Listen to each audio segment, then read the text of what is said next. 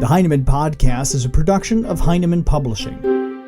Heinemann is a provider of resources written by real teachers for real classrooms. Heinemann values teachers as decision makers and students as curious learners.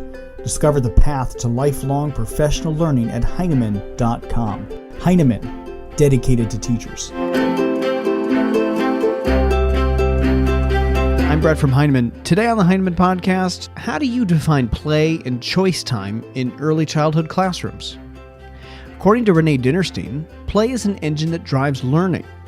She writes, during choice time, children choose to play in a variety of centers that have been carefully designed and equipped to scaffold children's natural instinct for play. In her book, Choice Time, Renée gives us everything we need to set up choice time centers that promote inquiry-based, guided play in a classroom. Renée also summarizes the research, describing the different kinds of play and why they're important. She says by giving your students choice time and allowing them to engage in joyful, important, playful, age-appropriate work will empower them to become lifelong learners. We started our conversation on the different kinds of play. Well, when I think about choice time, first I think about children and play. All right. And when children play, there are basically two different kinds of play. One play is free play, and the other play is guided play. All right.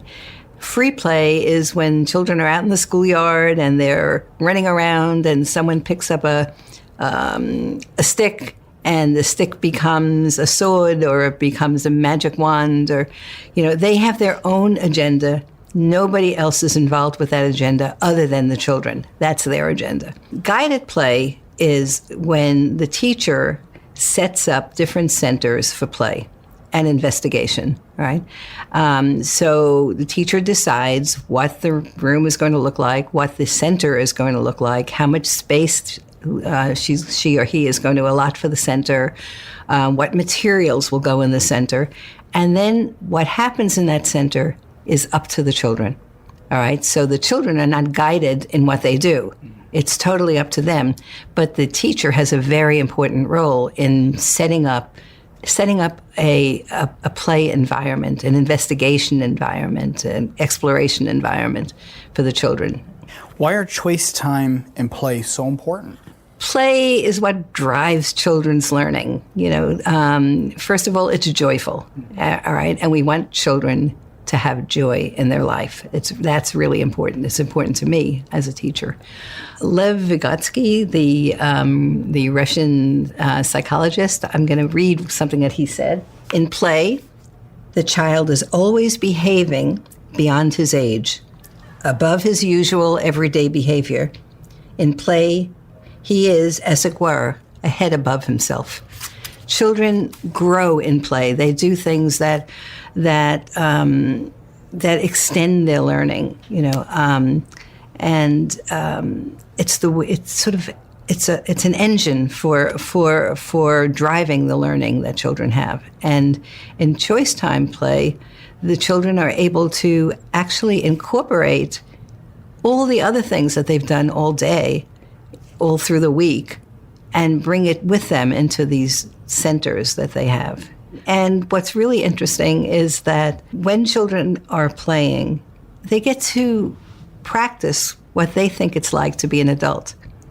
And it's sometimes for an adult, it's funny to watch it because it's sort of like taking it and twisting it a bit. It's the way that they think. For example, in my book, I talked about how children were playing doctor, and mother came with a very sick baby, and Jeffrey, the doctor, took out he said, don't worry, and he took out his injection, his needle, and he jabbed the baby doll. And he said, oh, the mother said my baby died. And Jeffrey said, don't worry. And he jabbed the baby with the needle, and he said, she's okay now. And the mother took out her pocketbook, gave him a wad of bills, and teetered away in her high heels. That's the way they saw life, all right? And they were kind of acting it out.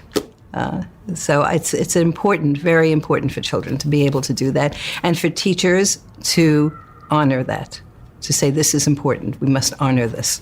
On that, how can teachers connect choice time centers to classroom studies and the curriculum? I think it's so easy to make connections to the curriculum during choice time. And probably as you go up in the grades, it happens even more so. For example, I have something in the book. Can I read? Okay, can I read from the book? Yes. I have to find it. So this was a first grade class in Manhattan on the Lower East Side, and they were doing a subway study. All right, and they were going on many trips and, interviewing people and learning all about it. So during choice time, these were some of the things that was set up, all right? Comparing subway maps from different cities and creating a subway map with a key for stations and routes for children's own imaginary city. They created an imaginary city.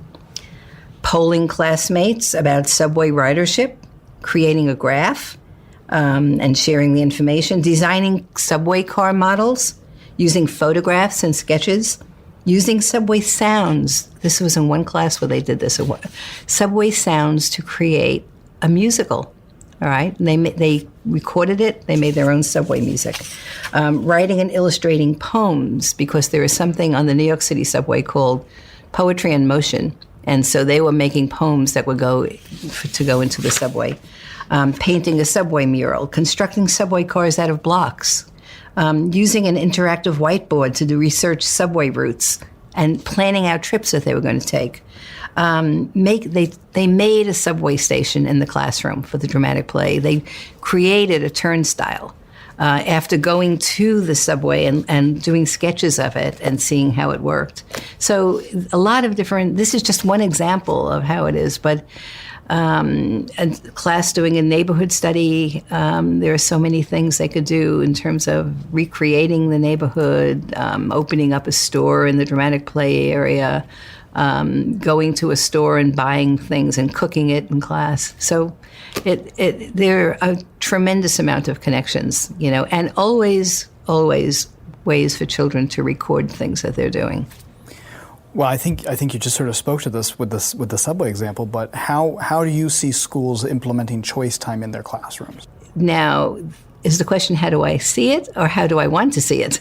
So there's two different things there, but in the best case scenario, in the very best case scenario, for kindergarten, for example, choice time is scheduled during every day because it is so important. And it's scheduled during a prime time during the day. All right. So, I used to do it first period, but I think that, after maybe reading or something, but not at the end of the day. Because when it's at the end of the day, these 5 and 6 and 7-year-olds have been doing reading and writing and math and phonics, and they don't want to be thoughtful about what their play is. They just want to just kind of hang out and do it. So in the best case scenario, the scheduling is very important, all right? So also I think that just as with the reading workshop and the writing workshop, the teacher has to really be planful about what is happening. The same thing for choice time. Observe the children, write down what the children are doing, reflect on what you've written. Think about, based on what I've reflected, what are my next steps? What am I going to do? Have conversations with children about that. When choice time is really working super well, all right?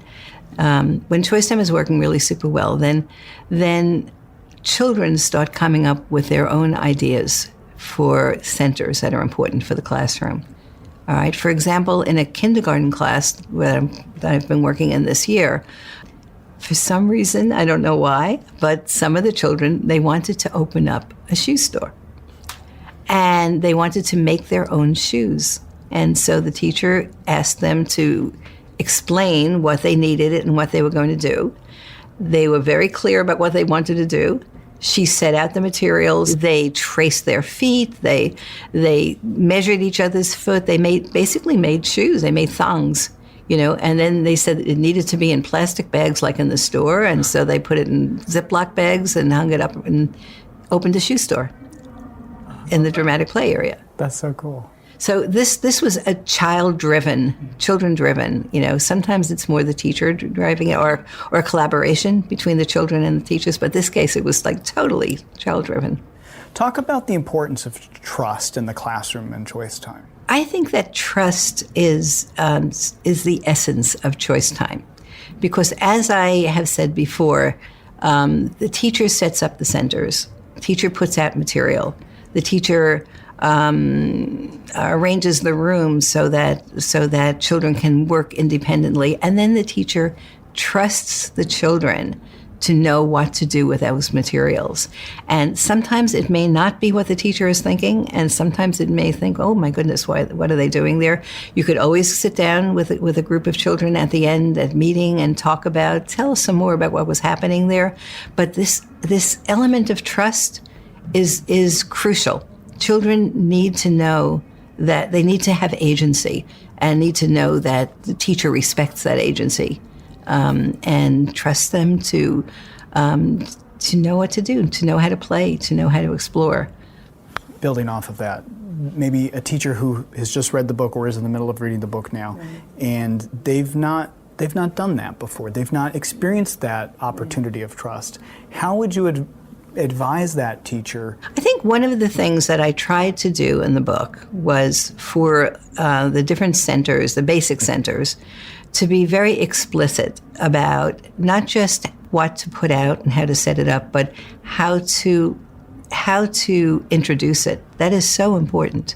How to introduce a center and how to introduce it slowly, and then after you introduce it, to go back again and to then go around in a circle back again at a meeting to what was talked about at the mini lesson before the children went out there.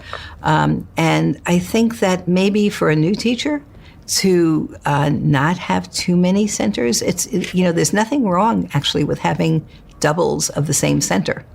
That's okay. So some children are going to the art table here and some children are going to it there. But I think that it's just really take it slowly. Take it really slowly. And don't expect... You see, there is something that a lot of teachers do, which are literacy centers, and which are valuable in their own right. But literacy centers all have a task, and teachers are used to that. They're used to knowing that children are going to come out of a session with those literacy centers and come out with a product or a solution or something like that. Don't expect that. Get comfortable with understanding that that's not what this is all about. My thanks to Renée Dinnerstein for her time today. If you'd like to learn more about the book and even read a sample chapter, check out the Heinemann website at heinemann.com, where you can find more. Plus, we also have some blogs on the book on the Heinemann blog at heinemann.com/blog. And also be sure to check out the Heinemann Teacher Tip app and follow us on Twitter and join us on our Facebook page, where we have lots more going on every single day. Thanks for listening to the Heinemann Podcast.